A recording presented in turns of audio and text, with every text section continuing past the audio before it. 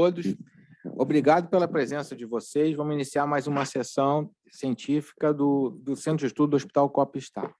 Esse é um assunto que há muito tempo a Verônica vem querendo trazer para nós, porque é uma dúvida que eu vejo que a ressonância cresceu, mas não cresceu a capacidade da gente avaliar, né? Então, hoje eu vou ter ajuda.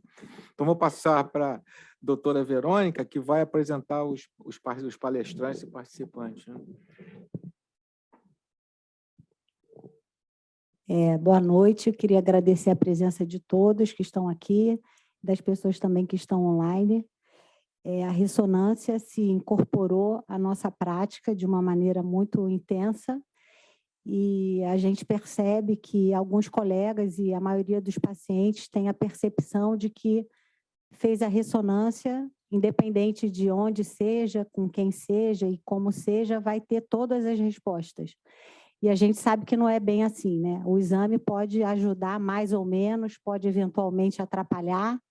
É um exame muito sensível e tem que estar atrelado à história clínica.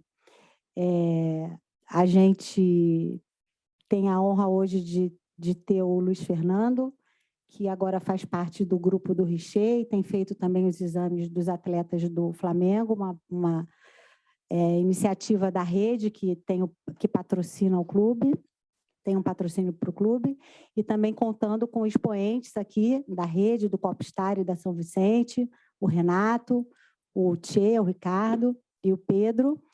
Todos são especialistas em ressonância músculo-esquelética e, com certeza, vão acrescentar ao nosso conhecimento e dar insights para que a gente possa fazer um bom uso e aproveitar ao máximo esse recurso que é tão importante para a nossa prática clínica. Luiz Fernando. Oi, pronto. Boa noite a todos, tudo bem? Primeiro, agradecer, né, doutor Flávio, Verônica, pelo convite, presença do Tchê, já me querido tanto tempo, Renato, Pedro, obrigado pelo prestígio de todos os colegas que estão aqui.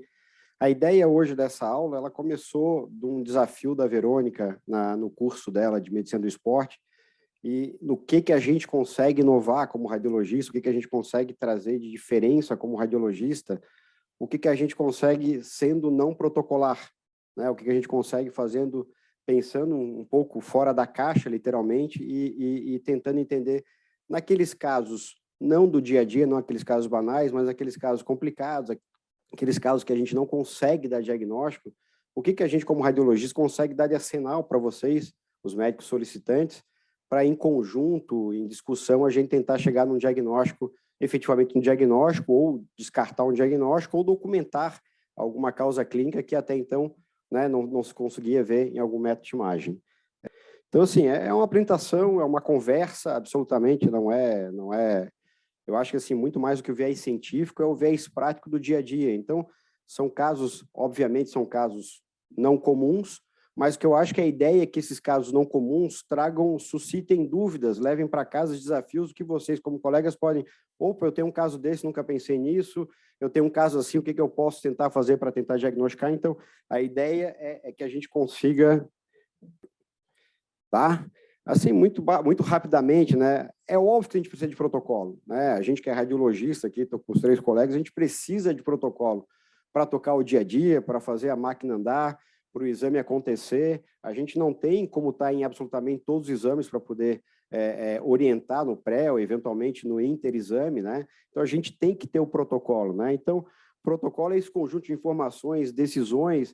Na nossa prática, especificamente, um regulamento, né? A gente faz uma série de instruções já estabelecidas, onde o técnico pergunta: doutor, eu faço seu protocolo de joelho, né? Eu trabalho com a Vanessa, faço o protocolo da doutora Vanessa, eu faço o protocolo A, B ou C.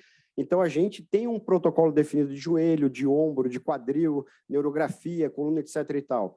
Mas nem sempre, tá, o protocolo vai responder o problema. Então, a questão é, e se esse problema não for solucionado? A gente para por aqui, a gente liga para o colega e fala: olha, não vou conseguir te informar mais nada. Tá? Então, dito isso, na realidade, sou casado com uma head de inovação digital, e quando eu comecei a conversar com ela, ela falou: olha, resolver problema é inovar. Então, assim, a ideia da aula vem em cima disso. Como é que a gente consegue inovar? Né? A gente consegue com um problema, ter uma chance de fazer alguma coisa melhor, a gente pensar melhor, a gente ter um pouco mais de raciocínio em cima daquele caso, sair do comum, sair do normal, e a gente consegue, de alguma maneira, forçar o nosso colega ortopedista, o médico do esporte, a nos trazer problema, a nos trazer dúvidas, nos trazer questões, dores desse paciente, para que a gente consiga, em conjunto, e aí vem essa tríade, né? Radiologista, ortopedista, médico do esporte, paciente e radiologista, tentar definir a solução desse problema. Tá? Dito isso, vem a parceria, que cada vez mais é fundamental. A gente precisa de vocês para fazer a coisa acontecer, para o diagnóstico aparecer, e eu acho que cada vez mais vocês também precisam da gente para a gente poder fazer com que isso se resolva. Inovação, só para vocês saberem, é isso, né? A gente tem aquela ideia de que inovação é uma coisa complexa, né? Tecnológica, fora do comum, e se sabe hoje que as grandes inovações da atualmente já tinham tecnologias há 10, 15, 20 anos, né? Então, assim, às vezes a inovação está ali no dia a dia, né? Como fala aqui Peter Drucker, que é o mago da inovação, que a gente fala o seguinte, que o maior elogio é esse. Por que eu não pensei nisso antes? Era tão óbvio. Então, a gente hoje tem muito aparato tecnológico para poder, eventualmente, ajudar vocês em alguns casos complexos, né, difíceis, ou documentar casos que têm necessidade de documentação para a cirurgia. Então, vamos começar agora com os casos, a brincadeira, fiquem muito à vontade para perguntar, interromper.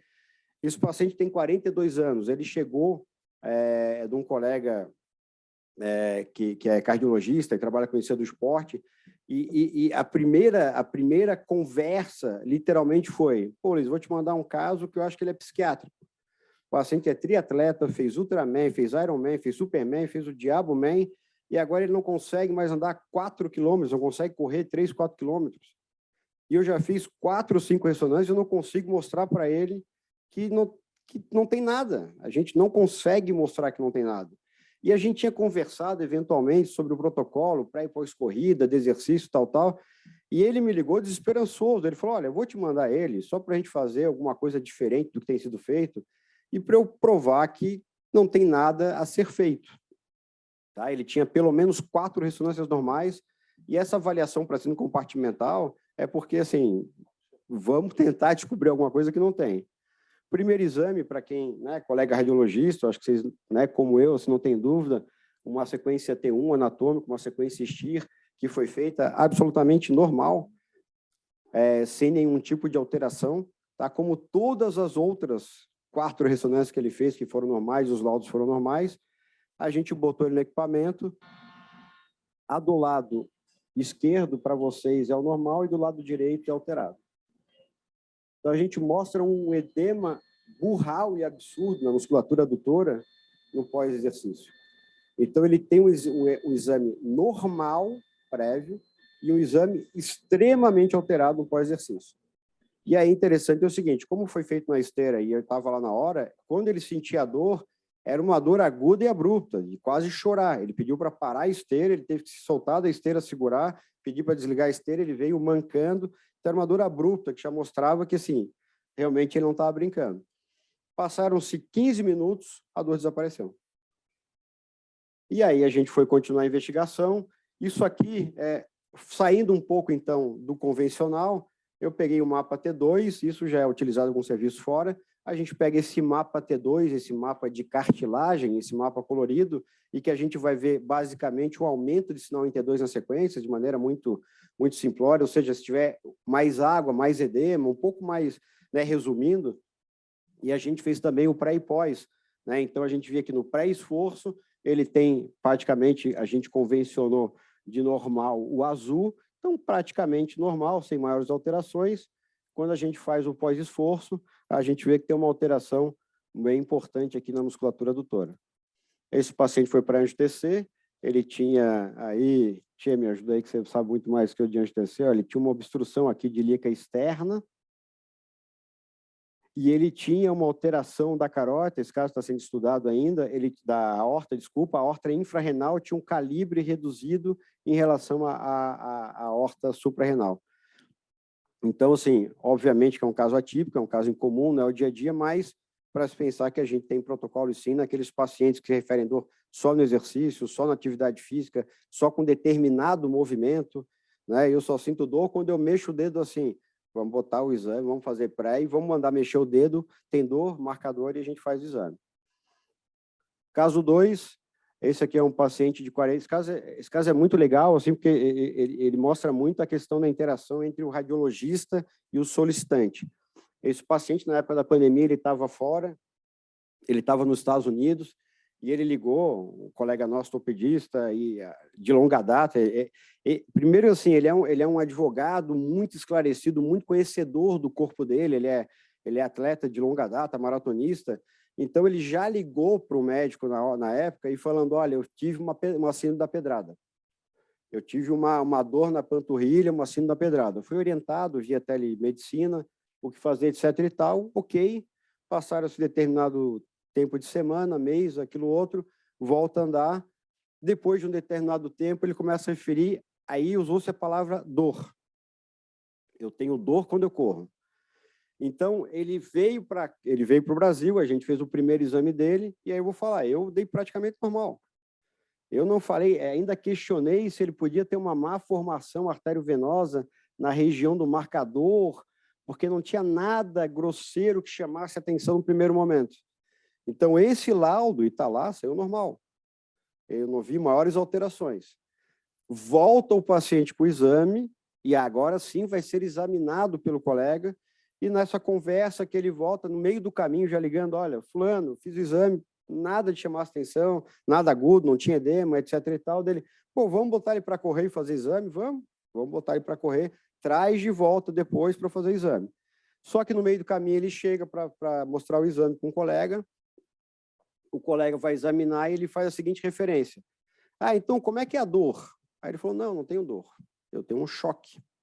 Tá, mas como é assim? Aí ele pega a perna dele, ele bota um ponto, que isso ele fez depois na clínica, ele pega um ponto específico e ele faz assim, ó. Quando eu faço isso aqui, ó, eu tenho um choque no pé. E isso está me incomodando. É o choque, o formigamento, né? Ele usou o termo formigamento, mas é como se fosse um choque, uma coisa no pé. Opa, então, não é dor. Traz para a gente tentar fazer que é o detalhe da história, né? Tentar fazer uma neurografia, vamos ver se a gente consegue alguma coisa diferente. Ligo para um colega meu, que é doutor em anatomia, me explica essa região anatômica, qual é o nervo que eu tenho que ver, etc. e tal. Procuro o sural, entre os gastrocnêmicos, vamos procurar o sural. A gente consegue, numa sequência T2 volumétrica, né, que tem todos os equipamentos da rede, isso é muito tranquilo de fazer, a gente consegue muito detalhamento e consegue achar o nervo sural bem no meio aqui dos gastrocnêmicos e consegue acompanhar ele descendo aqui e saindo dessa região. Quando a gente passa na região do marcador, a gente nota... Eu vou passar abaixo do marcador. O nervo está aqui, é esse pontinho preto, filiforme, bem definido, né? Quando a gente vem aqui para a região do marcador, a gente vê que ele está borrado, ele está irregular. Exatamente aonde ele apontava com o dedo, onde ele fazia esse movimento de gatilho com o dedo e disparava a dor. Quando a gente, né, volta no exame anterior, e aí, então, eu volto no exame que ele fez anteriormente, começa a ter alguns detalhes que chamam a atenção. Eu não sei se vocês vão ter definição para isso, mas ele tem um espessamento mioaponeurótico aqui, posterior aqui do gastrocnêmio medial, que eu não tinha visto no primeiro exame, absolutamente, e ele tem só uma área de espessamento de fibrose, que é exatamente na área aonde esse nervo, a priori, está aderido e com o hipersinal. Então, quando a gente fez a difusão, que é uma sequência também, de maneira sucinta, mostra edema, nesse caso a gente está procurando mais edema, né, mais hipersinal por edema, a gente via que naquela região tinha um aumento de sinal do nervo. Então, esse paciente fez uma aderência mioaponeurótica, né, mioaponeurótica facial do nervo sural, para uma lesão prévia, para uma lesão soliar prévia. Eu acho que a importância disso aqui não é nem questão... Ele tinha uma fibrose muscular prévia e aderiu, né? Que faz uma do perinervo ali, né? Ele fez uma Isso, exatamente. E aí, esse caso especificamente, mais do que o diagnóstico em si, é porque a gente conseguiu municiar o colega com uma documentação de uma alteração que, sim, efetivamente justifica o caso de dor. Então, esse sairia do padrão do psiquiatra, que é uma dor de uma alteração, porque a gente não acha nada. Então, a gente tem hoje na neurografia como fazer sequência volumétrica T2, sequência volumétrica T1, tem como fazer STIR para ver edema, difusão para ver edema, dá para colorir o mapa. Então, a gente tem uma série de armas, de municiamento para poder auxiliar o colega nesse diagnóstico. Caso 3, né? Esse caso aqui, acho que vocês vão saber, também em voga aí na mídia, mas esse caso é um caso da doutora Verônica, é um paciente masculino, 26 anos, né? Trauma durante uma partida do Campeonato Carioca, vinha tratando, e eu acho que chegou para aqui com isso, né, Verônica, com essa clínica de lesão de placa plantar, um turf toe, e só que o quadro de dor ele permanecia, e conversando com o paciente, quando ele bota o marcador, a dor era mais dorsal do que plantar. Então, fugiu um pouco do padrão desse quadro de dor. O paciente, né, que tinha algumas questões profissionais, de alta performance, então precisava dar alguma resposta para essa dor de placa plantar que não melhora com tratamento nenhum. Tá? E teve indicações para reparar a placa plantar de forma cirúrgica, o que a priori não seria, né, Verônica, um bom caminho, ainda mais ele como profissional do futebol que é.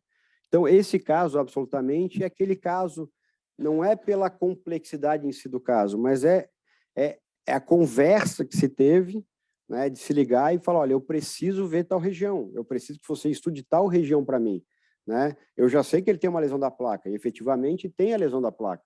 A gente via aqui embaixo que ele tem uma retração sesamoideia, uma alteração da placa, aqui um componente inflamatório, peritendíneo, mas chamava atenção que ele tinha uma estrutura aqui dorsal, junto à inserção da placa dorsal, junto à inserção aqui do complexo tendino extensor curto, e que lá no T1 a gente via que era uma imagem com sinal baixo, né, diferente, estranho.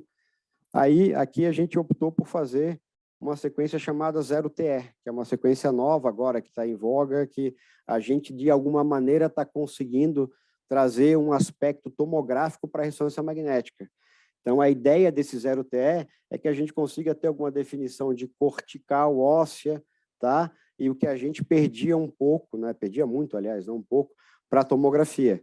Então, a gente está cada vez mais tentando se aproximar da tomografia e sem radiação, sem ter que tirar o paciente do equipamento, a gente conseguir dar a resposta do edema, do componente inflamatório, do edema, do componente contusional, pós-traumático, mas também mostrar alguma alteração óssea, alguma avulsão, alguma fratura e outras questões, caso de ombro, por exemplo, para ver traque glenoidal, a gente então vai conseguir ter outras indicações aí para avaliar. E a gente via nesse 0TE que, na realidade, tinha uma pequena estrutura grosseiramente triangular, que sugeria mesmo o sinal da cortical, e aí o pós-operatório, a gente viu aqui, brilhantemente feito, viu o fragmento ósseo aqui avulsionado e conseguiu fechar o diagnóstico. Então, assim, mais do que o diagnóstico, obviamente, mas um raio-x talvez seja diagnóstico. Ok, mas, assim, acho que a ideia é estar documentado, assim, sabe? O problema foi né, a dor foi colocada em voga na mesa, o problema foi trazido, né, o desafio foi lançado e a documentação está feita. Então, assim, ainda mais num jogador de milhões, o respaldo técnico e documental é muito importante. Então, a gente consegue, de alguma maneira, trazer isso para vocês, solicitantes do exame. Tá? Aqui alguns outros exemplos, aí não tão bonitos, mas mostrando esse paciente, era um paciente corredor, uma alteração absurda aqui do tendão fibular curto, né? Já tinha uma perda do padrão, a gente pode comparar, né? Quem não está acostumado com o tornozelo, mas a gente pode comparar com o fibular longo, ele está um pouco subluxado com o tendão, mas o fibular comum muito espessado, muito heterogêneo, muito irregular, e aí conversa com o paciente, ele tinha dor na hiperextensão, estava com tempo no equipamento, bota o paciente em hiperextensão, né? A gente fez uma hiperextensão forçada e conseguia ver que realmente aqui entre o maléolo, né, e o tendão fibular comum, a gente tinha uma estrutura, faz o 0TE também, e a gente vê que ele tinha uma proeminência burral da troca fibular, né, e a gente já pode falar que até a gente vê aqui, cadê a imagem para mim? Está longe, mas a gente vê aqui já uma retificação da extremidade distal do maléolo, né, e o tendão, coitado, ali no meio espremido entre duas estruturas ósseas. Então, não é em si pela beleza, mas a gente consegue documentar, olha, ele tem dor, a dor dele é por isso, a hiperextensão causa isso, e a gente vai conseguir prosseguir e dar alguma possibilidade de tratamento. Esse aqui é um amigo meu, um osteopata bem conhecido, que começou a inventar jogar golfe depois de velho. Então, foi jogador de basquete durante muitos anos, profissional, acostumado com exercício a vida inteira, mas mudou, né, o gesto esportivo, né, saiu do arremesso do basquete para o golfe, e ele me explicando, até porque ele é osteopata do esporte, era da seleção, ele era do Comitê Olímpico, então muito entendedor da biomecânica do esporte, ele me explicando que assim, olha, não, tem alguma coisa no tríceps, porque como mau jogador de golfe que sou, eu dou com a cabeça do taco no chão muito repetitivamente, e eu estou sobrecarregando o meu tríceps aqui, mas deu uma dor aguda, eu senti um estalo, uma dor aguda, e assim, não está normal, fugiu um pouco do padrão. A gente fez a ressonância do cotovelo dele normal, tá? Eu botei aqui um sagital T2, que é um pouco mais anatômico, e a gente já reparava que aqui, onde ele tinha essa formação entesoftária grosseira, com área de ruptura do tendão, uma solução de continuidade, e apesar que isso aqui não ser um T2 com saturação, mas já via que tinha um baixo sinal que sugeria um edema do entesófito. Esse aqui até foi essa semana agora, e eu falei, pô, me ajuda que eu estou apresentando um caso, eu queria fazer um negócio diferente. A gente botou ele com o braço, com o cotovelo em hiperflexão, e a gente via aqui no T1 que esse fragmento ósseo ele retraía, e quando a gente faz o 0TE, a gente vê que existia um grau de retração maior do entesófito durante a ativação do tríceps em relação ao relaxamento. Tá? Então, não é um diagnóstico brilhante, não é brilhante, mas eu acho que, assim, para vocês poder mostrar isso para um paciente documentado, etc. e tal, eu acho que pode ajudar muito na prática do convencimento e do tratamento.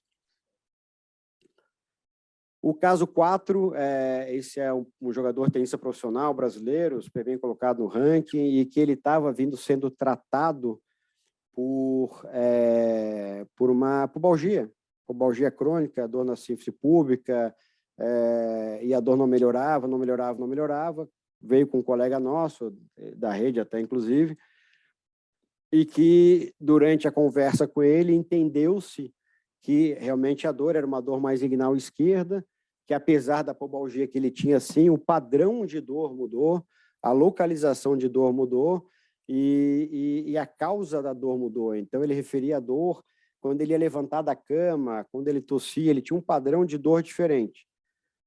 Foram feitas várias ressonâncias, a síntese pública sempre da mesma maneira, edema ósseo, pubalgia, eu vou mostrar para vocês, a gente via ruptura do complexo inaponeurótico junto à face, componente inflamatório, ok, ele tinha uma repetição de exames desse, por ser um atleta profissional, já tinha acho, feito 2, 3 ressonâncias dessa, e uma repetição de padrão. Mas a questão do colega é o seguinte, eu preciso saber se ele tem hérnia do esporte, e eu não estou conseguindo documentar de jeito nenhum, porque clinicamente ele tem hérnia do esporte. E eu estou falando com vários colegas de ultrassom, e ninguém está documentando essa hérnia do esporte para mim, porque só me falam que ele não tem hérnia. Então, aqui entra um pouco do conceito de que na hérnia do esporte foge um pouco da hérnia íngino-crural habitual, onde a gente está preocupado em ver a herniação de conteúdo adiposo, conteúdo de alça, etc. e tal. A gente aqui vai procurar enfraquecimento de parede, né? Então, foge um pouquinho do padrão do que o ultrassonografista que não faz medicina do esporte não está acostumado. Ele está acostumado a procurar a hérnia de uma maneira mais tradicional, habitual, e na imensa maioria dos casos o exame ele é normal. A questão é, e por que não faz ressonância? Porque a gente precisa fazer uma valsalva. Rouba o protocolo das meninas da pelve que fazem exame de defecografia, que fazem exame de etc. e tal, e que usam a valsalva de maneira tradicional e rotineira. Bota o paciente para fazer. A gente aqui fez uma sequência T2 volumétrica, só para entender se ele tinha alguma alteração nervosa aqui, foi feito o estudo neurográfico dele rápido, mas a gente observava, é óbvio, vocês entenderem um pouquinho, eu acho que o Tchê, o Pedro e o Renato vão entender, quem está acostumado a ver ressonância todo dia, quando a gente bate o olho, a gente vê que não está normal. Então, assim, é muita repetição de imagem, é muita repetição de caso. Então, assim, para mim chamou a atenção, e olha que a gente está falando do lado contralateral, que ele tinha um espessamento assimétrico da aponeurose do transverso à direita em relação à esquerda. Mas, ok, é um achado sem maiores significados nesse primeiro momento. Tinha uma alteração também, deixa eu ver se vai, acho que vai aparecer aqui no próximo isso. Ele também começa com uma simetria da porção distal do reto abdominal, agora esquerdo em relação ao direito. Então, a gente via que aqui já tinha uma discreta irregularidade no alargamento, aqui começa um alargamento, uma irregularidade da aponeurose e uma assimetria. Mas, mesmo assim, ok, né? Um achado sem maiores importâncias. Colocamos essa imagem, a gente consegue reformatar em vários planos, a gente adquire uma base de dados e consegue botar em coronal, axial, sagital, vira para cima, vira para baixo, oblicua, então a gente consegue mexer bem com a imagem. Aí botei reto, chamava a atenção que ele tinha uma simetria distal aqui do reto direito, desculpa, do reto esquerdo em relação ao reto direito. Ele tem um reto esquerdo a priori retraído, encurtado, irregular, e a própria aponeurose, quando a gente olha, ela é assimétrica ao lado esquerdo em relação ao lado direito. Então, a gente já tem aqui alguns dados que corroboram o diagnóstico clínico do colega, que é de quadril, que faz quadril, etc. e tal, e que tinha com essa suspeita clínica já há algum tempo. Bota no equipamento, a gente consegue tirar ali, Bernardo? Não. Não, só acho que vai dar para ver. Bota no equipamento, exame em repouso, a gente consegue ver aqui a aponeurose transversa, reto, faz o valsalva, a gente vê que tem um abaulamento burral dos dois lados. É descrito na literatura que, apesar da sintomatologia ser unilateral, e aí entra o pessoal da biomecânica para explicar, eventualmente sobrecarga, maior compartimento, etc. e tal, não é incomum a bilateralidade dos achados. Então, a gente pode ter, sim, um enfraquecimento dessa aponeurose transversa, dessa estrutura contensora superficial de maneira bilateral, apesar desse paciente ser sintomático unilateralmente. Tá? Então, isso não é incomum. Mas, de qualquer jeito, conseguiu, de alguma maneira, se documentar. E, realmente, ele tem um enfraquecimento dessa parede, ele tem um abaulamento significativo dessas estruturas contensoras aí superficiais do canal, em relação ao repouso, né? Quando a gente faz o estresse, a valsalva, a gente vê que tem essa alteração, tá? E aí, eu fui cedido essa imagem mostrando como é que é feito o procedimento, né? Ele pega o oblíquo externo, me explicando, deu uma aula de cirurgia, de hernia do esporte, então ele faz o rebate do oblíquo externo para o canal inguinal, faz uma sutura e faz um aumento da contenção. Quando a gente faz o exame pós, aí a gente tem poucos casos ainda, tem 2, 3 casos só, mas quando a gente faz o exame pós, né, a gente via nesse paciente a mesma coisa, no exame pré já tinha alguma irregularidade, alguma alteração aqui das estruturas contensoras do canal inguinal. No pós-valsalva, um abaulamento importante, ele era mais sintomático à direita, ou era sintomático só à direita, apesar que também já tinha um abaulamento à esquerda. Quando a gente faz no na pós-cirurgia, né, vamos entender que tem aqui toda uma manipulação cirúrgica, um tecido, né, residual pós-operatório, mas a gente não vê alterações significativas no pré e pós, ou seja, ele conseguiu dar uma contenção, conseguiu dar um reforço, uma estrutura e evitar que esse paciente agora tenha essa sintomatologia secundária, um enfraquecimento dessa parede. Aí o caso 5, esse é o nosso último caso aqui, depois são casos mais aleatórios, mas também jogador de futebol profissional, também estava na mídia até há pouco tempo atrás, ele tinha feito uma sutura meniscal, algumas complicações dessa sutura, então era um jogador que estava sensível, né, em termos de diagnóstico, em termos de procedimento, e num jogo, foi contra o Corinthians, esse jogo especificamente, durante o jogo ele sentiu o compartimento medial, onde ele tinha feito a sutura, e foi encaminhado para o hospital lá na Barra, no Hospital da Concorrência, foi encaminhado para o hospital para fazer o exame.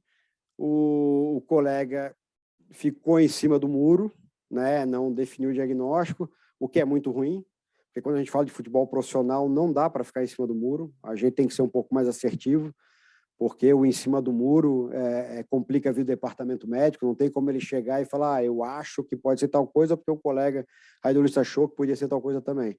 Então, ligou-se para tentar, o que a gente consegue fazer a mais aí, e a primeira coisa eu falei, vamos fazer uma artroressonância desse joelho. Ele falou, mas deixa eu entender aqui a artro, a gente vai furar o joelho, botar uma agulha e fazer, esquece. não vai botar agulha no joelho dele de jeito nenhum. E eu entendo, porque tinha uma série de questões já desse jogador e a gente não podia arriscar em fazer mais uma complicação. Então, ele fez esse exame de 25 de junho, é pré-lesão, tá? É logo pós-sutura meniscal, fez por outro motivo, que não a clínica dele medial, né? E para quem está acostumado a ver aqui, a gente vê que o contorno meniscal, a margem superior, aqui a transição com a margem capsular, tá? Ela é muito homogênea, muito retilínea, né? Sem maiores alterações. Quando a gente passa para o exame de um mês depois, que foi logo após a cirurgia, a gente já vê que, de alguma maneira, se perdeu esse contorno fino, esse contorno delicado, homogêneo da margem superior e a transição com a margem capsular. Obviamente que para a gente estar no dia a dia, não é, tem lesão e vida que segue, né? A gente vai tentar descrever, falar com o colega, maneirar, mas não é uma coisa, obviamente, assim, clara, né? Tem lesão, apesar que a gente via que sim, que mudou a morfologia, mudou a característica, tem clínica positiva, tem mecanismo de trauma filmado na TV, né? Não tem como ser outra coisa, mas o diagnóstico, o laudo era muito... observa-se uma irregularidade, não sei o quê, que pode estar relacionado a uma nova lesão ou alteração pós-cirúrgica, mas não se comparou com o exame anterior.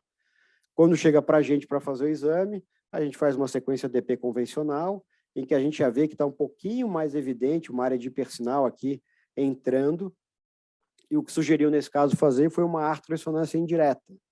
Para quem não conhece, né, na artro direta, a gente pega uma agulha, contraste, fura a articulação do paciente, joga o contraste para dentro e faz o efeito artrográfico com contraste e algumas sequências específicas onde o contraste brilha. Então, a gente vai tentar ver o extravasamento do contraste para dentro de um menisco, para dentro de uma estrutura ligamentar, condral, etc. e tal. Na artro indireta, que tem as suas limitações, obviamente, a gente faz o contraste venoso no paciente, faz uma estimulação de 30 a 35 minutos daquela articulação, a gente cria uma sinovite fisiológica, né? A gente fala para o nosso organismo, olha, ele está com uma inflamação naquela articulação, pelo movimento repetitivo e por imbebição, o contraste ele vai para dentro da articulação. Óbvio que tem limitações, eu preciso de derrame articular, eu preciso de alguma distensão dessa articulação, o quadril eu tenho uma série de limitações, o tornozelo, etc. e tal, mas ombro e joelho, tendo derrame, a gente consegue ter muita informação. E o que eu consegui, acho que dar de informação, quando a gente olha, não sei se para vocês vai estar muito bem definido, mas, né, para quem radiologista trabalha, a gente sabe que o T1, ele não brilha, o líquido não brilha no T1, ele tem baixo sinal. Então, a sequência T1, o líquido ele tem um cinza, ele não é claro. Quando a gente faz esse efeito artrográfico indireto, a gente, pelo gadolínio, a gente faz o T1 brilhar. A gente manda uma sequência com supressão de gordura, né, as chamadas dark image, né, a gente suprime a gordura como um todo e começa a ver que o que está brilhando aqui, ó, entre menisco, aqui entre logo após a cartilagem, é líquido intraarticular.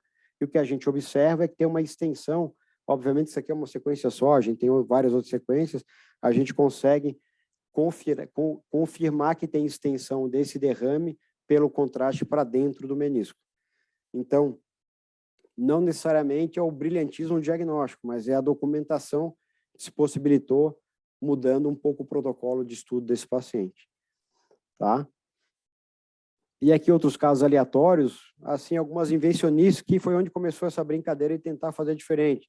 Então, o paciente com síndrome do piriforme, né, essa paciente é amiga pessoal, então eu conheço e tinha a clínica, ela tinha um piriforme bífido, o nervo ciático passando exatamente entre os dois, né, quando a gente compara o piriforme esquerdo com o piriforme direito, desculpa, o direito com o esquerdo, então a gente vê que tem um ventre acessório, o nervo passando no meio. Aí eu perguntei para ela, tá, mas como é que é a tua dor? Ah, a dor é quando eu cruzo a perna. Então, tá com tempo no equipamento, a gente botou ela deitada normal, via aqui o piriforme bífido, e mandou cruzar a perna. Então, quando cruza a perna, a gente vê que reduz muito o espaço, né? A gente via aqui alguma gordura entre os ventres musculares e entre o nervo, e aqui a gente absolutamente não vê nada pelo relaxamento secundário ao movimento. Então, foi aí que começou a brincadeira de, opa, a gente consegue botar o paciente em alguma posição diferente na ressonância para ver. Essa paciente, a suspeita do colega que pudesse ter algum componente de lesão da inserção proximal do colateral medial. Então, faz o exame em repouso, faz um estresse em valgo durante o exame. Então, aqui eu só botei para mostrar dedão e segundo dedo, um do lado do outro, dedão para cima do segundo dedo. A gente faz um estresse forçado, absolutamente não mudou nada. Aí depois a gente foi ver que ela tinha uma lesão condral e etc e tal. Mas, assim, isso aqui mostrando, se tentando fazer alguma coisa diferente para tentar chegar em algum diagnóstico. Esse aqui eu acho que a Verônica vai lembrar bem. Esse paciente veio dos Estados Unidos com laudo normal. E aqui a palavra parceria mostrando exatamente isso, a importância da gente poder discutir com o colega antes do exame, a gente tentar entender o que o colega está querendo, né, qual a dor dele, né, qual o diagnóstico, eventualmente, que ele precisa. Então, a gente vê que o laudo normal, e ainda aqui falava que sem absolutamente nenhum sinal de impacto nas estruturas neurovasculares do túnel do tarso. E eu trouxe isso exatamente para isso, que eu acho que a Verônica falou, né, o radiologista ele vai do bem para o mal. Eu posso tornar a vida de vocês uma maravilha, mas eu posso fazer um inferno, porque se eu dou um laudo desse normal, eu tiro a priori qualquer possibilidade de procedimento. Como é que você vai convencer um paciente seu que ele tem uma lesão, se o laudo de ressonância, como a Verônica bem disse, é a priori o divisor de águas, né? É ele que define o que o paciente tem, está normal. Tá? E quando a gente olha aqui embaixo, na verdade, se falava de uma lesão da face, ok, que ele tinha, né? Dá para ver bem, e uma tendinose leve, né? Moderada, aqui do tibial. Mas quando a gente vai lá para a questão óssea, absolutamente nenhum comentário de qualquer alteração que esse paciente pudesse ter. E aí a Verônica liga para pegar, não sei se eu ia falar o nome, mas já estou falando aqui, liga para falar, esse paciente tem síndrome do seio do tarso. Ele precisa, tem algum componente de compressão nervosa, a clínica dele é positiva, clinicamente ele sabe, tem exame físico que é positivo, tem que ter alguma coisa nesse exame. Quando a gente manda a sequência T1, né, os colegas aqui, um caso que não é absolutamente comum para a gente, tem um talos bipartido, tá? Ele tem um ossículo acessório aqui no compartimento posterior do talos, logo na origem do túnel do tarso, tá?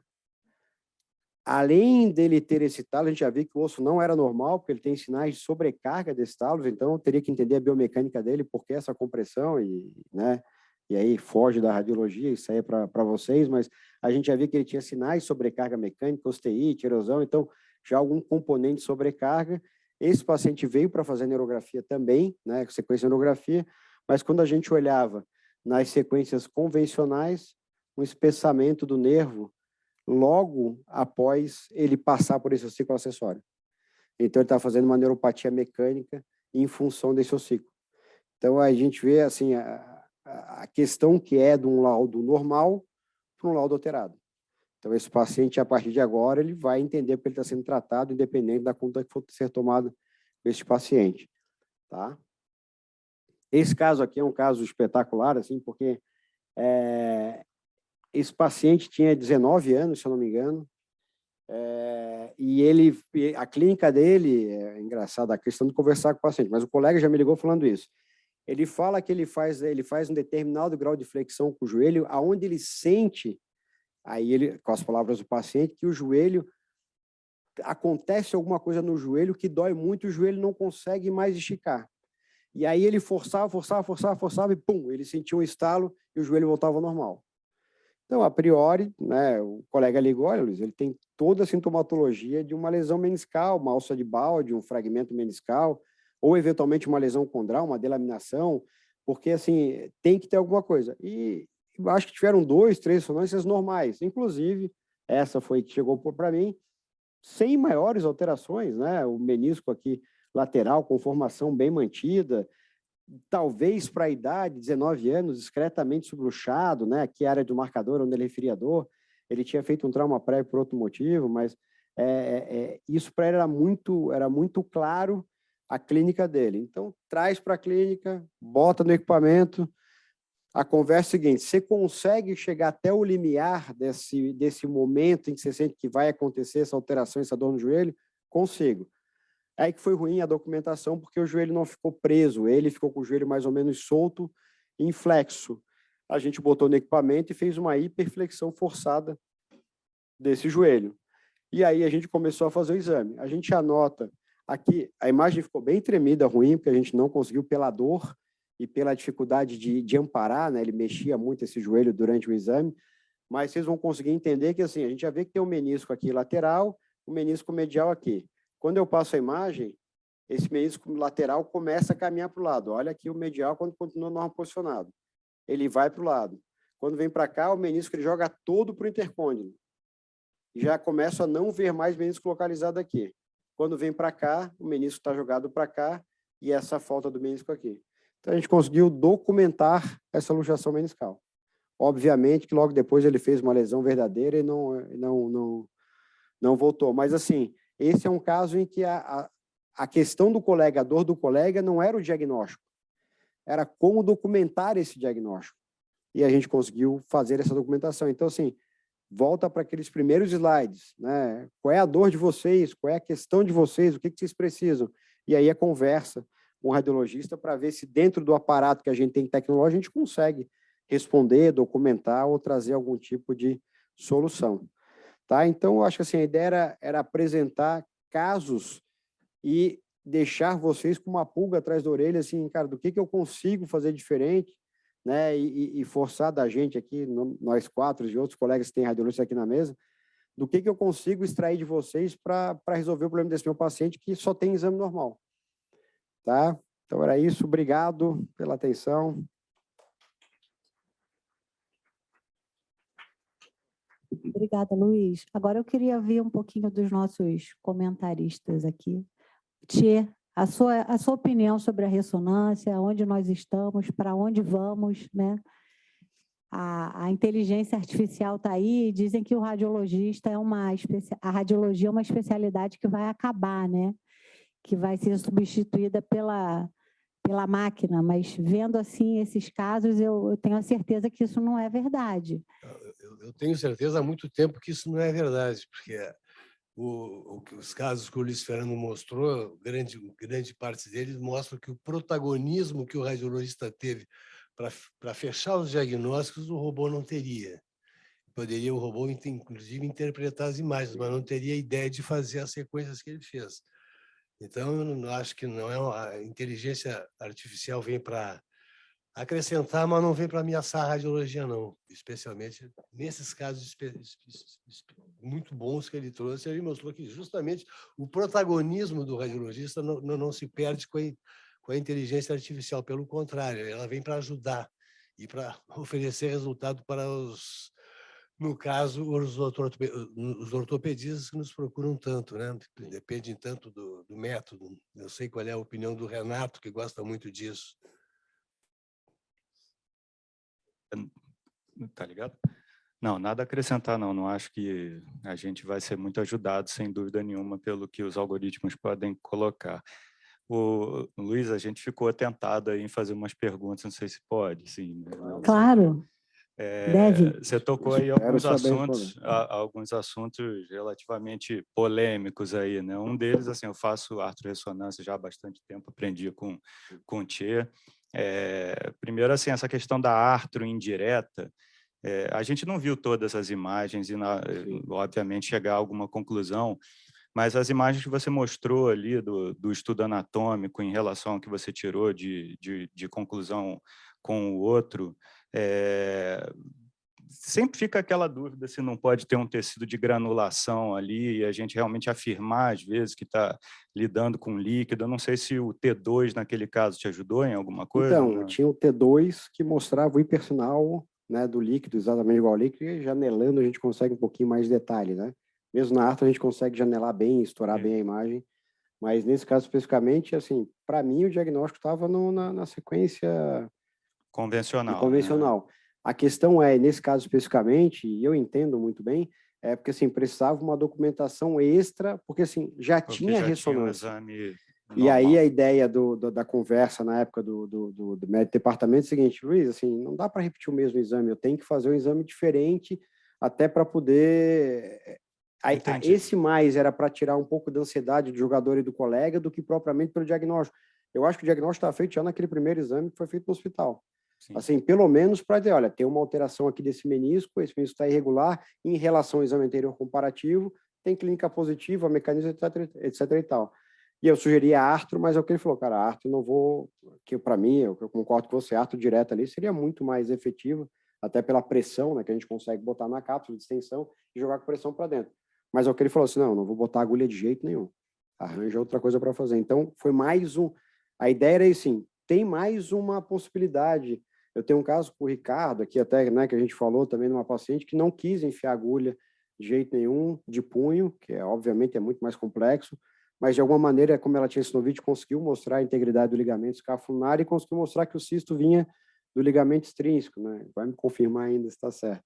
Mas, assim, é como, se o paciente não quer fazer, eu não quero fazer, como a gente consegue oferecer outra possibilidade, apesar que eu concordo com você que absolutamente não é para substituir, não é melhor em termos de especificidade do que a artro convencional. Porque realmente a gente fica um pouco com medo, porque daqui a pouco os pedidos de artro indireto, eu acho que o ponto mais importante, acho que você tocou, primeiro a sinceridade de dizer que deu um laudo normal, que não estava normal, acho que isso para um radiologista, todo mundo passa por isso, né? E a gente vê o quanto a gente muda de opinião quando está do lado do colega e discutindo o caso. Eu acho que essa foi... acho que esse é o ponto principal, realmente, cara. Acho que você trouxe casos em que essa parceria fez toda a diferença, realmente, no que você pôde, obviamente, depois, com sequências adicionais, acrescentar numa conclusão. Mas, enfim, bacana. Não, na verdade, eu queria só tirar uma dúvida, aí eu tiro com o Luiz e tiro com todo mundo aqui nessa. Tem um assunto em medicina do esporte que está deixando todo mundo louco agora, que é o fato da gente ter várias classificações para lesão muscular, para estiramento, quer dizer, ninguém...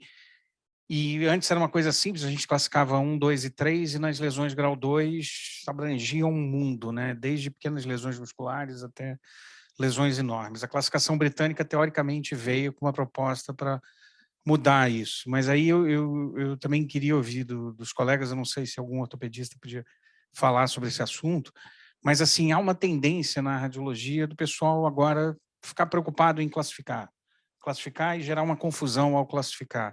E eu queria ouvir de vocês, quer dizer, o que vocês preferem, o que vocês têm usado, a gente pode seguir classificando e eventualmente dizer qual classificação que está usando, qual o caminho dentro do esporte aí das lesões musculares que vocês têm seguido.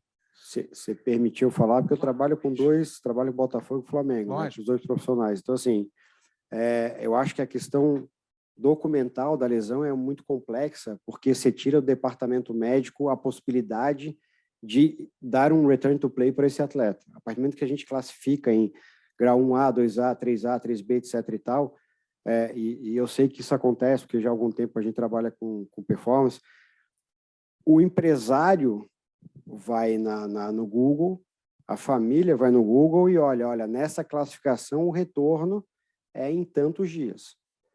E a gente sabe que a gente está lidando com um ser humano, não está lidando com um robô ou com máquina, né?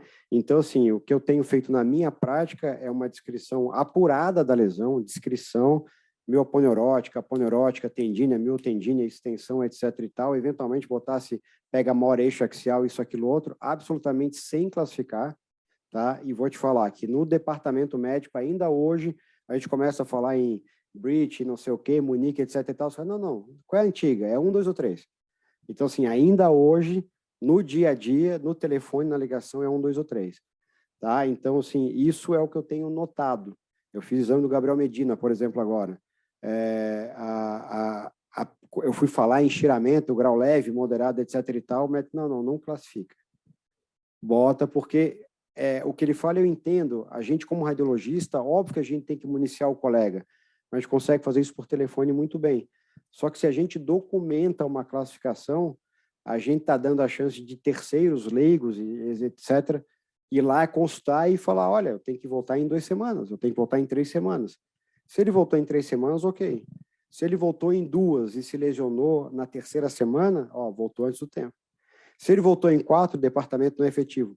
Isso pode derrubar um departamento médico, assim, porque a gente lida com... Então, isso é uma prática de não classificar, de escrever a lesão como classificar.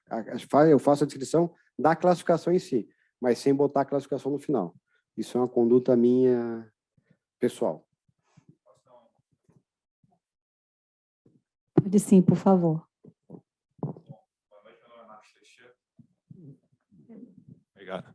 Meu nome é Márcio Teixeira, como alguns sabem, eu sou... Bom, pedi baixa agora tem 2 semanas do campo, mas eu sou médico do Vasco há muitos anos, fui diretor médico do Vasco há muitos anos e tem alguns pontos interessantes no que você falou. Na verdade, no meio interno do futebol, varia um pouquinho sobre essa publicidade ou não. Lá no clube eu nunca deixei vazar ou noticiar grau de lesão, até para nos blindar dessas situações. E é claro que varia, por exemplo, se você está falando de um bíceps ou um semimembranoso, enfim, um semitendíneo, muda se é grau 1 ou grau 2, quanto à complexidade do músculo, o fato de ele ser biarticular ou não, enfim. Então, isso para a gente faz total diferença no retorno. Não é uma coisa engessada e fechada, mas eu entendo que a imprensa ou as pessoas achem dessa maneira. Então, a gente já de 2 anos para cá tem usado a classificação britânica lá no clube, por oferecer um pouquinho mais de características sobre a lesão. Então, assim, para mim importa, eu, Marcos, ortopedista, importa o quanto de seção transversa tem de ruptura muscular, o quanto de edema tem, se é músculo tendíneo, como bem foi falado, ou não. Enfim, algumas características da lesão, e aí entra muito bem o que foi falado, são importantes para a gente. Mas, assim, vir classificação talvez seja alguma tendência, porque no meio da Sociedade de Medicina do Trauma do Esporte, se fala muito na classificação britânica, que é a mais completa. Então, a gente, pelo menos lá no clube, vê com bons olhos. Mas quanto mais descrito for, também melhor para a gente. E como vocês enxergam essa questão de cada vez mais os radiologistas não estarem presentes na realização dos exames de ressonância e darem o laudo remotamente? Muitas vezes nem leem a hipótese diagnóstica. Eu vou fazer uma meia-culpa. Vários ortopedistas também solicitam ressonância sem ter examinado os pacientes. Né? Aquela assim, você está no consultório, doutor, eu estou com uma dor no pé, a senhora pode adiantar o pedido da ressonância? Né? Então, assim, é uma questão complexa de parte a parte, né? Porque eu acho que perde, quando é um diagnóstico muito óbvio, uma coisa muito simples, talvez não faça a menor diferença, mas em alguns casos mais elaborados e complexos, talvez, e aí acontece isso, a gente recebe paciente com 4 ressonâncias, examina o paciente, nenhuma daquelas ressonâncias fala o que a gente acha que o paciente tem, né? E aí é péssimo. Tia? Mesmo porque a gente aprendeu precocemente que em medicina, em músculo esquelético, mecanismo de trauma é fundamental para você poder entender as eventuais lesões. Às vezes, só o paciente te contando a história, você já imagina o que vai ver. Simples anamnese, atividade esportiva que o paciente exerce já te leva para saber que tipo de lesão você pode e provavelmente encontrar. Então, nesse sentido, em músculo esquelético, a teleradiologia, sem uma história detalhada e não com aquela que a gente eventualmente vê no ortopedista que não examinou o paciente chega contando, vem cá, mas como é que você foi? Não, eu fui lá e o doutor pediu. E realmente, às vezes, o paciente tem dor no joelho direito, o colega aproveita e pede joelho direito e esquerdo, já que está lá, faz o esquerdo. Mas a gente, em músculo esquelético, eu brigo, e a gente sempre briga e bate esse martelo de que, sem história, não dá para interpretar na maioria das vezes. Não sei a opinião dos colegas, gostaria de ouvir aí os outros radiologistas que estão aqui na sala. Evandro, Vanessa. Evandro, Vanessa.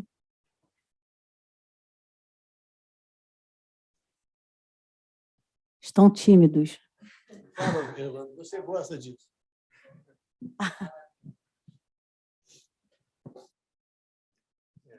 Eu não consigo acompanhar todos os pacientes, né? Fico lá dando laudo, mas a gente sempre tem uma rotina, né, de ler o pedido do médico. Esse pedido do médico é sempre gravado em algum ponto do exame ali, está gravado.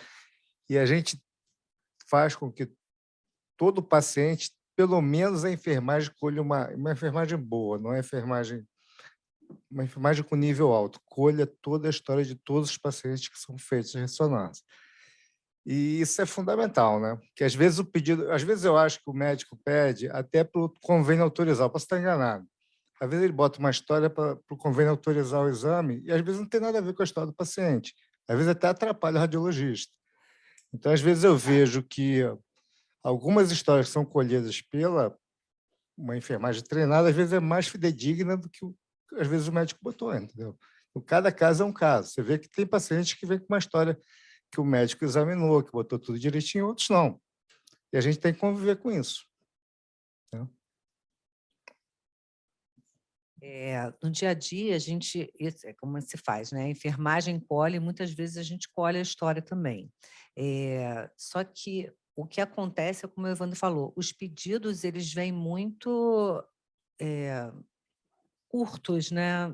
Variados. Tem alguns pedidos que vêm completos, mas isso não é o dia a dia que a gente tem dos pedidos completos. Muitas vezes eu pego o telefone e ligo para o paciente e a gente também liga para os médicos, para poder tirar dúvida, porque nos casos mais comuns, como o Luiz estava falando do dia a dia, a gente consegue resolver o problema, mas muitas vezes você pega o telefone e liga para o paciente.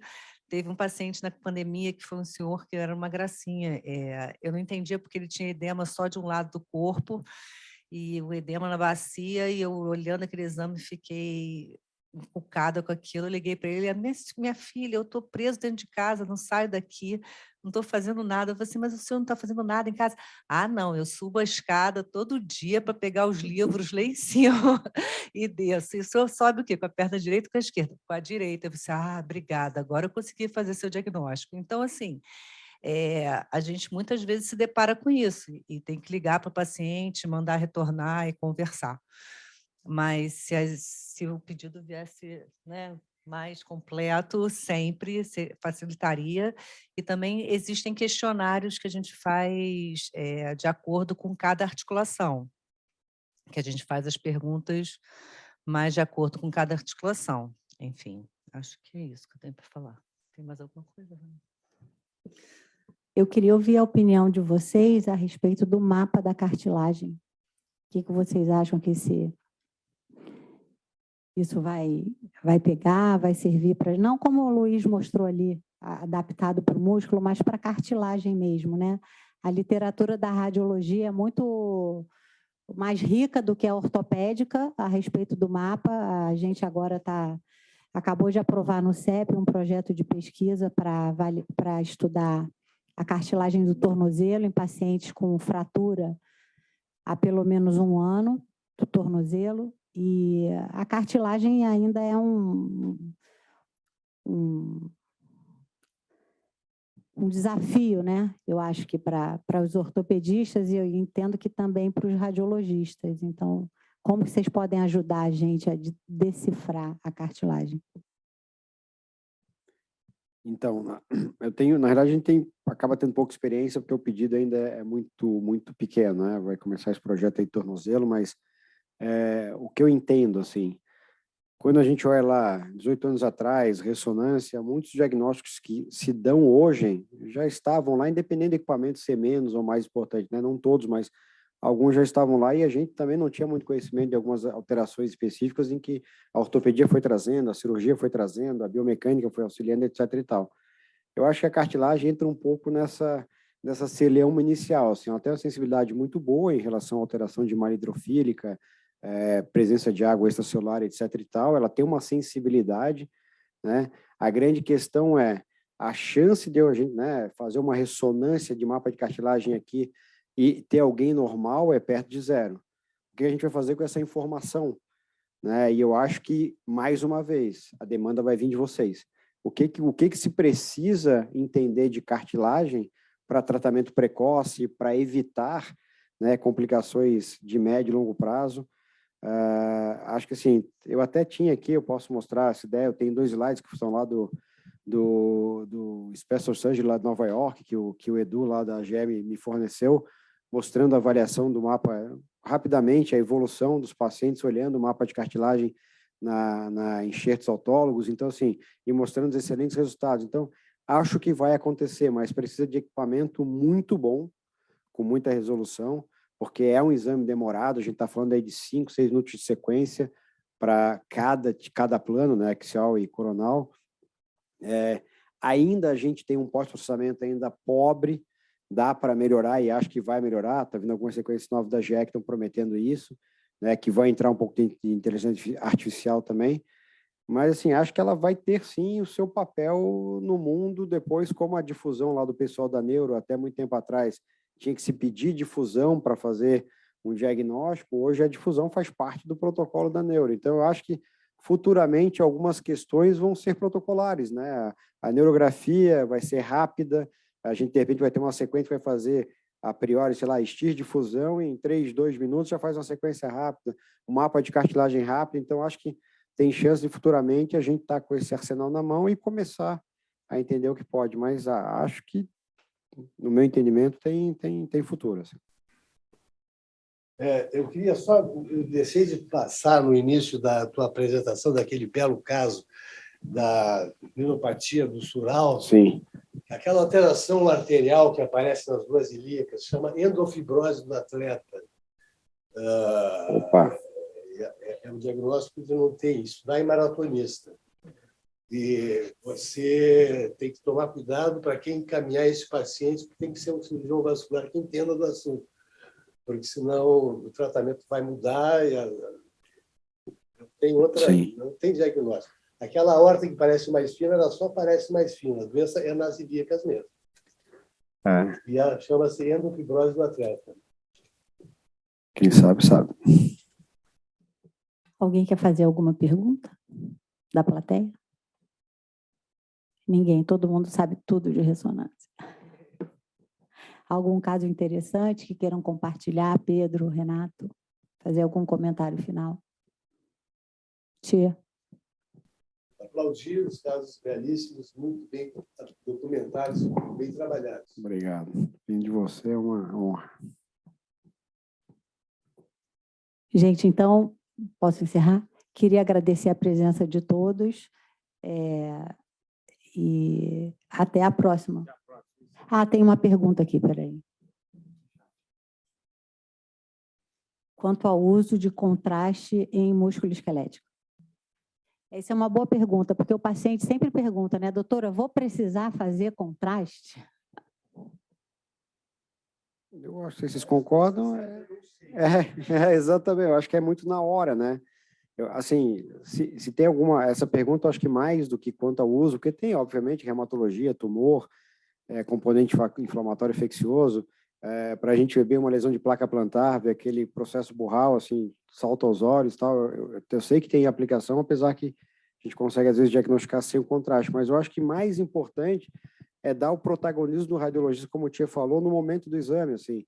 E eles devem concordar comigo que não é incomum a gente receber uma pedido assim, eu quero que faça sequência com coronal T1, coronal T2, de STIR, assim, assado. Opa, assim, agora a casa é minha aqui. É perfeito, a gente vai examinar teu paciente, mas a decisão disso aí tem que caber ao radiologista, né? E eu acho que isso é a ideia da parceria, da conversa, né? Do solicitante. Eu acho que cada vez mais está acabando aquela história que eu só quero as imagens, não preciso do laudo. Né? Eu acho que, graças a Deus, a gente está conseguindo fazer essa reversão. Não, sim, o laudo é importante, porque a gente vai conseguir ver coisas que, eventualmente, no dia a dia, podem passar desapercebidos. E aí, em alguns casos, fazer a diferença entre o que é cirúrgico e o que não é. Então, eu acho que importante é isso. Eu acho que cabe ao trazer o protagonismo do radiologista na decisão da condução do exame, do protocolo do exame, da mudança do protocolo do exame. E aí sim discutir com o colega, eventualmente, questões, ele não pode usar contraste, ele não quer furar uma arto direta, o paciente é fóbico, ele só consegue entrar de cabeça para fora, vamos adaptar o exame. Tá? Mas eu acho que eu iria mais por esse linha. Mas... Tia, tem alguém no chat aqui mandando um salve ao Tia. Lenda da radiologia. Se ele lembrar do chegaste, um abraço a ele. Ô Tia, falaram aqui, olha, obrigado, mande um salve ao Tia. Foi um prazer vê-lo com saúde.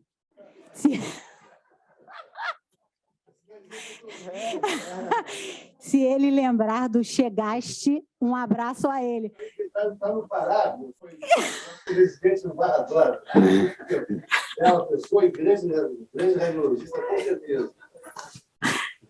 Muito bom. A gente, enquanto ortopedista, sofre muita pressão dos pacientes para fazer ressonância, né? Pressão dos ortopedistas, pressão do paciente. A doutora, não vai pedir uma ressonância? Doutora, mas e agora? Já passou um mês, eu posso repetir a ressonância para ver se eu estou melhor? Né? Então, assim, pedidos absurdos, né? Doutora, meu vizinho quer ver a minha ressonância, a senhora pode pedir a ressonância? E daí para frente, mas eu acho que essa parceria é ótimo, né? É muito, muito boa. Quando a gente consegue, né? Eu sempre troco com o pessoal aqui da casa, com o Tchê, com o Pedro, com o Luiz Fernando, com o Evandro, com a Vanessa, enfim. A gente que faz a especialidade acaba ficando com os casos mais cabeludos, e então essa troca ajuda a gente a desvendar os problemas. E quem sai ganhando sempre é o paciente, não tenho dúvida. Eu fiz aquele questionamento no início, Tia, mas eu tenho certeza que o radiologista não vai ser substituído, sobretudo se ele pegar para si esse protagonismo, né? E não se limitar a ver imagem sem história, sem um paciente por trás, sem um contexto, porque aí realmente a máquina substitui ao radiologista, ao ortopedista e a qualquer profissional da área da saúde. Gente, eu queria agradecer a presença de todos, a participação de todos, e até a próxima sessão. Boa noite para todos.